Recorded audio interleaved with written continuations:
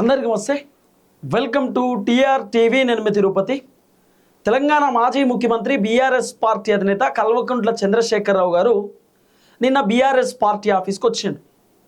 నిన్న BRS party ఆఫీస్కి రావడానికి ముఖ్యమైనటువంటి కారణం ఏంటంటే బీఆర్ఎస్ పార్టీ పెట్టి 26 సంవత్సరాలు అవుతున్నటువంటి నేపథ్యంలో నిన్న 26th యానివర్సరీ సెలబ్రేషన్ చేసుకున్నారు బీఆర్ఎస్ పార్టీ ఆఫీస్లో.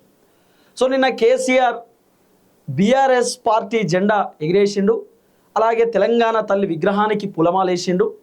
తర్వాత బీఆర్ఎస్ పార్టీకి సంబంధించినటువంటి ముఖ్య నాయకులతోటి, బీఆర్ఎస్ పార్టీ ఎమ్మెల్యేలతోటి, మాజీ ఎమ్మెల్యేలతోటి, మాజీ మంత్రులతోటి, జిల్లా స్థాయి లీడర్లతోటి, నియోజకవర్గ స్థాయి లీడర్లతోటి కేసీఆర్ నిన్న మాట్లాడే కార్యక్రమం చేసిండు. వాళ్ళతో డిస్కస్ చేసిండు. అట్లనే జగిత్యాల జీవన్ రెడ్డికి కీలకమైనటువంటి బాధ్యతలు అప్పగించిండు. బీఆర్ఎస్ పార్టీ వర్కింగ్ ప్రెసిడెంట్ కేటీఆర్కి కూడా కొన్ని కీలకమైనటువంటి బాధ్యతలు అప్పగించిండు. ఇక పార్టీ వ్యవహారాలు మొత్తం కూడా కేటీఆరే చూసుకుంటాడు. ఏమున్నా మీరు కేటీఆర్ని అడగండి, ఏది ఉన్నా మీరు కేటీఆర్కే చెప్పండి, కేటీఆర్ నాతో మాట్లాడతాడు, కేటీఆర్ నాతో డిస్కస్ చేస్తాడు. సో మీరు ఏదున్నా కూడా కేటీఆర్తోనే చెప్పాలి అని చెప్పి నిన్న కేసీఆర్ ఓపెన్ అప్ కేటీఆర్ గురించి చెప్పిండు. కేటీఆర్ సంబంధించినటువంటి అంశం పైన మాట్లాడిండు. సో మొత్తం పార్టీ పగ్గాలు ఇండైరెక్ట్గా కేటీఆర్ చేతిలో పెట్టిండు. ఇక వేరే ఏమన్నా అంశాలు ఉంటే మీరు హరీష్ రావుతో డిస్కస్ చేయండి. అంటే కాళేశ్వరం గురించి మాట్లాడాలనుకున్నా, లేకపోతే ఇతర అంశాల గురించి ఏదైనా డిస్కస్ చేయాలనుకున్నా. ఇప్పుడు కాంగ్రెస్ వాళ్ళు పొద్దుగాల లేతే కేసీఆర్ అవినీతి చేసిండు, అక్రమాలు చేసిండు, 1,00,000 కోట్లు కథం చేసిండు, మొత్తం అవినీతి పరుడు, భూబకారుసుడు అని చెప్పి కేసీఆర్ని పట్టుకొని తిడుతున్నారు. బీఆర్ఎస్ పార్టీ లీడర్లను పట్టుకొని తిడుతున్నారు. కాబట్టి రేవంత్ రెడ్డికి కౌంటర్ ఇవ్వాలంటే, కాంగ్రెస్ పార్టీ వాళ్ళకి కౌంటర్ ఇవ్వాలంటే సబ్జెక్ట్ కావాలి. ఆ సబ్జెక్ట్ మొత్తం హరీష్ రావు దగ్గర ఉంటుంది. హరీష్ రావు దగ్గర మీకు ఏ సబ్జెక్ట్ కావాలన్నా నేర్చుకోండి, హరీష్ రావుని అడిగి తెలుసుకోండి, హరీష్ రావు అన్ని అంశాలపైన మీకు చెప్తాడు అని చెప్పి హరీష్ రావుని కూడా కొంత పొగుడుతూ బీఆర్ఎస్ పార్టీ మీటింగ్లో కేసీఆర్ మాట్లాడేటటువంటి కార్యక్రమం చేసిందట. సో నిన్న ఎర్రబల్లి ఫామ్ హౌస్ నుండి కేసీఆర్ నందినగర్ ఇంటికి వచ్చిండు. కేసీఆర్ నందినగర్ ఇంటికి వస్తుండని చెప్పి నీళ్లు పనిచేసిరు కేసీఆర్ ఇంటికి. కేసీఆర్ నీళ్ళ ట్యాంకర్ తెప్పించుకున్నాడు. మళ్ళీ అక్కడి నుండి తెలంగాణ భవన్ పోతే బీఆర్ఎస్ పార్టీ ఆఫీస్లో కరెంటు లేదు, కరెంటు కట్టు. ఆఖరికి జనరేటర్ ఆన్ చేసుకొని నిన్న ప్రోగ్రాం నడిపేటటువంటి కార్యక్రమం చేశారు. అంటే రేవంత్ రెడ్డి కేసీఆర్ ప్రోగ్రామ్ని అడ్డుకోవడానికి విశ్వ ప్రయత్నాలు చేసిండు. ఈ రకరకాల ప్రయత్నాలు. ఇంకా రేవంత్ రెడ్డి కేసీఆర్ హైదరాబాద్ వస్తుందని చెప్పి ఎంత ఘోరమైనటువంటి పనికి ఒడిగట్టింది తెలుసా? అది నేను నెక్స్ట్ వీడియోలో మీకు చెప్పేటటువంటి కార్యక్రమం చేస్తా. రేవంత్ రెడ్డి ఎంత ఘోరమైనటువంటి పని చేసిండు, ఏం చేసిండు, కేసీఆర్ మీటింగ్ని డైవర్ట్ చేయడానికి రేవంత్ రెడ్డి ఎన్ని ప్రయత్నాలు చేసిండు. మొన్న జగిత్యాలో కేసీఆర్ మీటింగ్ పెడితే రేవంత్ రెడ్డి కాళేశ్వరం కాడ మీటింగ్ పెట్టిండు. కారణం ఏంది? ఆ మీటింగ్ని డైవర్ట్ చేయాలి, జనాలు ఎట్లయినా కేసీఆర్ మీటింగ్ని చాలా మంది చూస్తారు. సో కేసీఆర్ సభను డైవర్ట్ చేయడానికి విశ్వ ప్రయత్నాలు చేసిండు. అది అక్కడ ఫెయిల్ అయిపోయిండు. సరే, ఇవన్నీ అంశాలు మనం నెక్స్ట్ వీడియోలో మాట్లాడదాం. కానీ ఈ వీడియోలో సబ్జెక్ట్ ఏంటంటే కేసీఆర్ బీఆర్ఎస్ పార్టీ లీడర్లను అవుట్ రైట్ తిట్టిండట. బీఆర్ఎస్ పార్టీకి సంబంధించినటువంటి ఎమ్మెల్యేలను కేసీఆర్ అవుట్ రైట్ వార్నింగ్ ఇచ్చిండట. ఇక డైరెక్ట్ ఇండైరెక్ట్ ఏం కాదు. కేసీఆర్కు బీఆర్ఎస్ పార్టీకి సంబంధించిన లీడర్లు ఏం చేస్తున్నారు, ఏం కథ అనేది తెలుసు.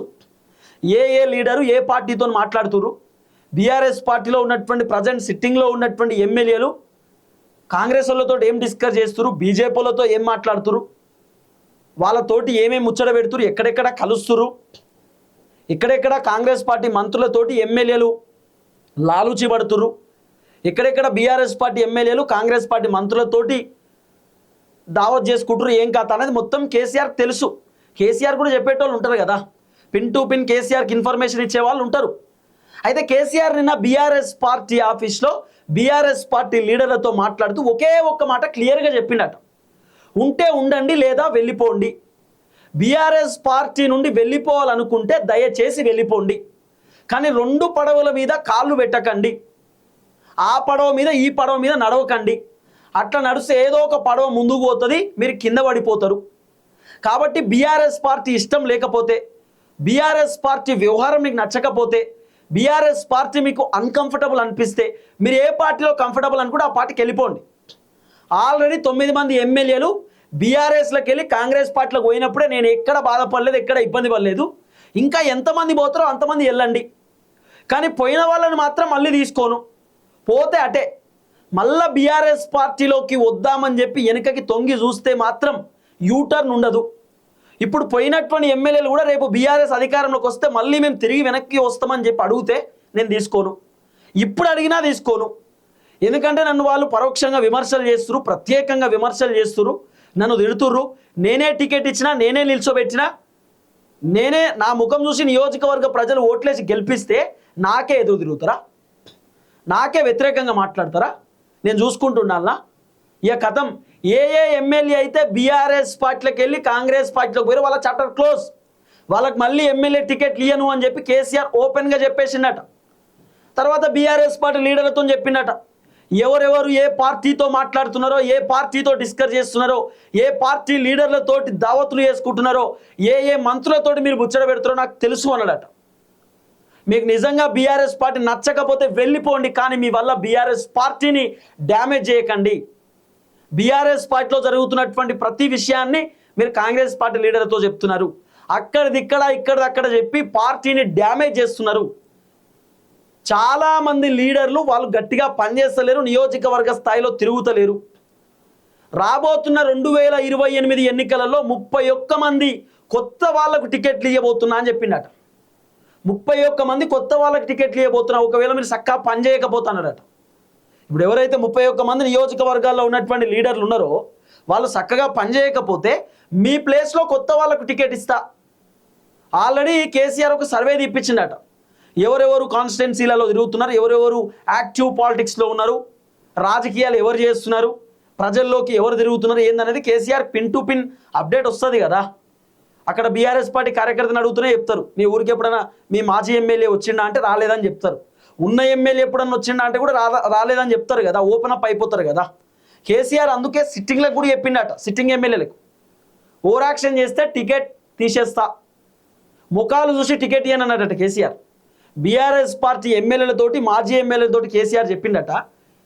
అప్పట్లెక్క 2023 ఎన్నికలలో ఏదో ముఖాలు చూసి అవకాశం ఇచ్చిన, ముఖాలు చూసి సిట్టింగ్ ఎమ్మెల్యేలు కదా అని చెప్పి టికెట్లు ఇచ్చిన, 2028 ఎన్నికలలో గట్లుండదు. మీ ముఖాలు చూసి ఎమ్మెల్యే టికెట్లు ఇయ్య, మీ పర్ఫార్మెన్స్ చూసి ఎమ్మెల్యే టికెట్లు ఇస్తా, మీరు ఎట్లా పనిచేస్తారు ఏం కథ అనేది చూసిన తర్వాతనే మీకు ఎమ్మెల్యే టికెట్ ఇవ్వాలా లేదా అని చెప్పి ఆలోచిస్తా. ఒకప్పుడులాగా ఉండదు.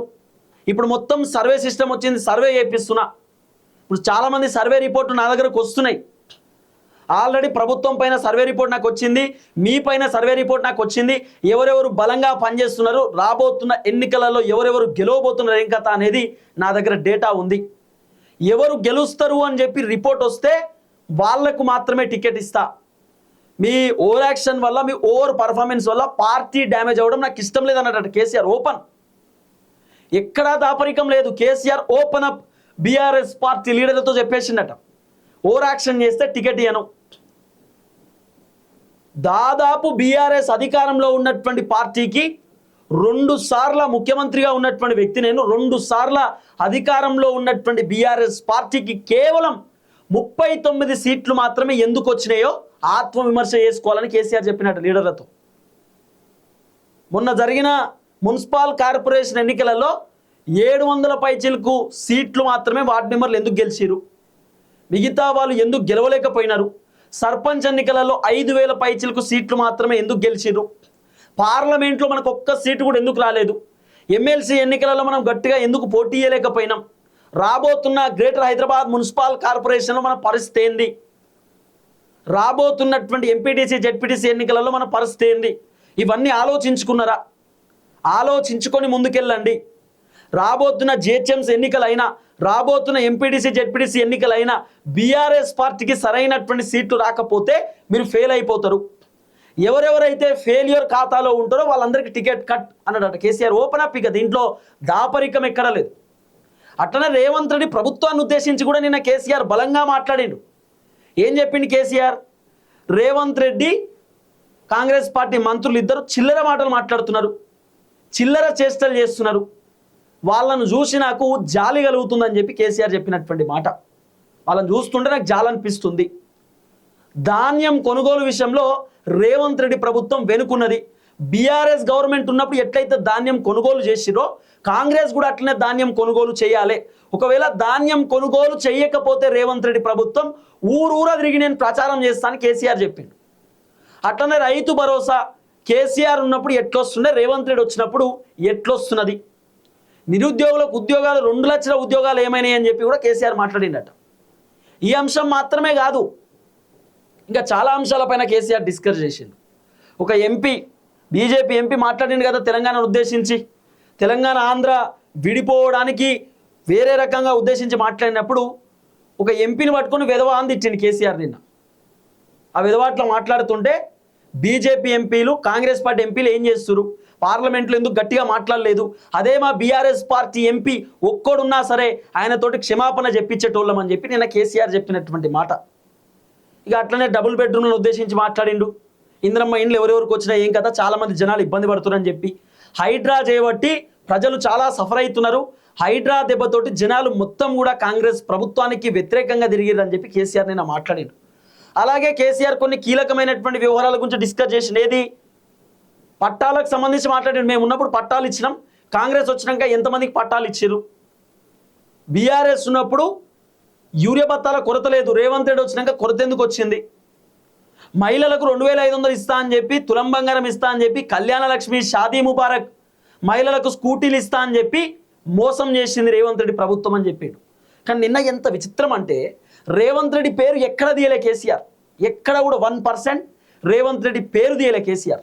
కానీ ముఖ్యమంత్రి అనేటటువంటి పేరుని ప్రస్తావించాడు. ముఖ్యమంత్రి మంత్రులు చిల్లర మాటలు మాట్లాడుతున్నారు, పనికి మాలిన మాటలు మాట్లాడుతున్నారు, ప్రజలకు వాళ్ళు చేసింది ఏం లేదని చెప్పిండు కేసీఆర్. మేము ఏదైతే గతంలో మెడికల్ కాలేజీలైనా, మెడికల్ అంటే దవాఖానాలైనా, 100 పడకల దవాఖానాలైనా, ఇంకేమైనా కలెక్టర్ ఆఫీస్ అయినా శాంక్షన్ చేసి ఉంచినామో, ఏదేదైతే మేము శంకుస్థాపన చేసి రిబ్బన్ కట్ చేసి ఉంచినామో వాటిని మళ్ళీ రేవంత్ రెడ్డి శంకుస్థాపన చేసి నేనే కడుతున్నా అని చెప్తున్నాడు. ఆల్రెడీ మేము ఎక్కడైతే కట్టాలనుకుంటున్నామో అక్కడే రేవంత్ రెడ్డి కడుతున్నాడు. అంటే మేము స్టార్ట్ చేసినటువంటి పనిని రేవంత్ రెడ్డి ఎండ్ చేస్తున్నాడు. మేము ప్రారంభించినాం, రేవంత్ రెడ్డి దాన్ని క్లోజ్ చేస్తున్నాడు. అదే ఇది కేసీఆర్ చెప్పిన మాట. పెన్షన్ల గురించి కూడా కేసీఆర్ మాట్లాడిండు. 4000 రూపాయల పెన్షన్ ఇస్తా అని చెప్పి రేవంత్ రెడ్డి జనాలను మోసం చేసిండు. గదే మనం ఇచ్చినట్టు 2016 రూపాయల పెన్షన్ ఇస్తున్నాడు, దాంట్లో 16 రూపాయలు కూడా వస్తలేవని కేసీఆర్ చెప్పిండట. ఇట్లా మాట్లాడుకుంటూ పోతే నిన్న కేసీఆర్ చాలా అంశాలపైన డిస్కస్ చేసిండు. కానీ ప్రధానంగా బీఆర్ఎస్ పార్టీ లీడర్లకు డైరెక్ట్ కౌంటర్ ఇచ్చిండు, డైరెక్ట్గా మాట్లాడే కార్యక్రమం చేసిండు. ఎక్కడ కూడా కేసీఆర్ వెనకడికి వేయలే. ప్రస్తుతం ఉన్న రాష్ట్ర రాజకీయాలు కేసీఆర్కి తెలుసు. కేసీఆర్ సోషల్ మీడియాలో బలంగా యాక్టివ్గా ఉన్నాడట. కేసీఆర్ పొద్దుగాల లేస్తే ట్విట్టర్ చూస్తున్నాడట, ఇన్స్టాగ్రామ్ చూస్తున్నాడట, యూట్యూబ్ ఛానల్స్ చూస్తున్నాడట, ఫేస్బుక్ చూస్తున్నాడట, ఏం జరుగుతున్నదని చెప్పి అంత అబ్జర్వ్ చేస్తున్నాడట. కేసీఆర్ రీసెంట్గానే నాకు ఒక అన్న చెప్తుంటే నేను గమత అనిపించింది. 17 Pro Max ఫోను కేసీఆర్ అడిగి తెప్పించుకున్నాడట. అడిగి ఆయనే తెప్పించుకున్నాడట. ఒక ఫోన్ కావాలి నాకని చెప్పి కేసీఆర్ అడిగి తెప్పించుకున్నాడట.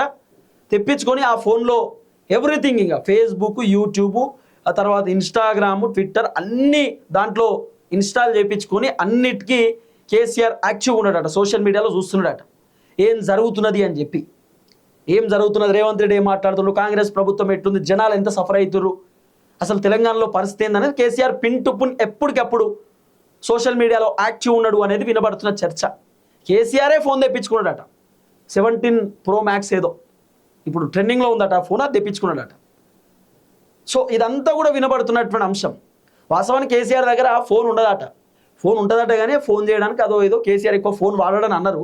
కానీ ఈ మధ్య కాలంలో కేసీఆర్ బలంగా ఫోన్ వాడుతున్నాడట, గట్టిగా వాడుతున్నాడు ఫోన్. కారణం ఏంది, అసలు ఏం జరుగుతున్నదో తెలుసుకోవాలి. రేవంత్ రెడ్డి ఏం మాట్లాడుతుండు, ఇప్పుడు కేసీఆర్కి అన్నీ ఎట్ట తెలుస్తాయి. సరే ఎవరైనా చెప్పేటోళ్ళు ఉన్నారు అనుకుందాం, చెప్పేటోళ్ళు ఉన్నా కూడా కేసీఆర్ అవన్నీ గుర్తుపెట్టుకోడు కదా, ఆయన చూస్తేనే కదా ఆయన గుర్తుండేది. మొన్న ఇక్కడ జగిత్యాలో భారీ బహిరంగ సభ జరిగినప్పుడు కేసీఆర్ ఎన్ని అంశాలపైన మాట్లాడిండు, అన్ని అంశాలపైన డిస్కస్ చేసిండు. ఏది మర్చిపోలే కేసీఆర్. ప్రతి అంశం పైన కేసీఆర్ మాట్లాడేటటువంటి కార్యక్రమం చేసిండు.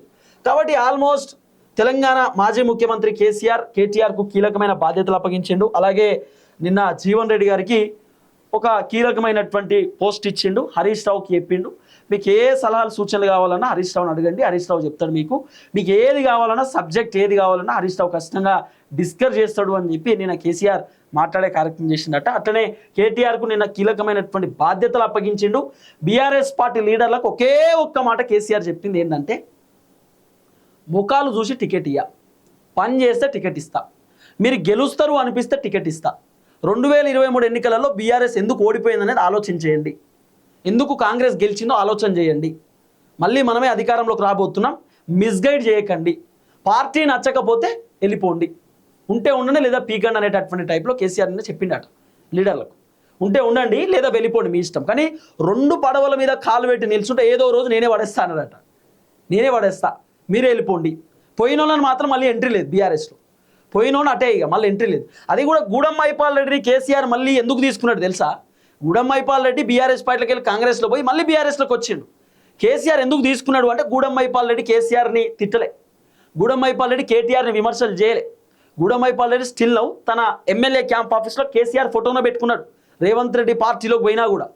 సో గూడెం మైపాల్ రెడ్డికి ఎందుకో నచ్చలే, అంటే నేను కేసీఆర్ని వదిలిపెట్టి పోవాలి అనే ఆ ఒపీనియన్ గూడెం మైపాల్ రెడ్డికి రాలే. సో గూడెం మైపాల్ రెడ్డి మళ్ళీ బ్యాక్ టు బీఆర్ఎస్కి వచ్చిండు, కేసీఆర్ కూడా యాక్సెప్ట్ చేసిండు. కానీ అందరు ఎమ్మెల్యేలను అట్లా కేసీఆర్ యాక్సెప్ట్ చేసే పరిస్థితి లేదు. సో పోచారం శ్రీనివాస్ రెడ్డి మళ్ళీ బీఆర్ఎస్ పార్టీలోకి వస్తాడు అనే ఒక చర్చ నడుస్తున్నది. ఆల్రెడీ కేసీఆర్తో డిస్కస్ చేసిరట. సో కేసీఆర్ మీ ఇష్టం అన్నా అని చెప్పిండు అనేది కొంత వినబడుతున్నటువంటి ఒక చర్చ. మరి పోచారం శ్రీనివాస్ రెడ్డి మళ్ళీ బీఆర్ఎస్లోకి వస్తాడా? ఎందుకంటే కాంగ్రెస్లో ఆయనకు నచ్చట్లేదు అనేది వినబడుతున్నటువంటి ఒక చర్చ. చూద్దాం ఏం జరగబోతుంది. దయచేసి వీడియో అందరూ షేర్ చేయండి. అందరికీ నమస్తే, థ్యాంక్ యూ సో మచ్. జై తెలంగాణ.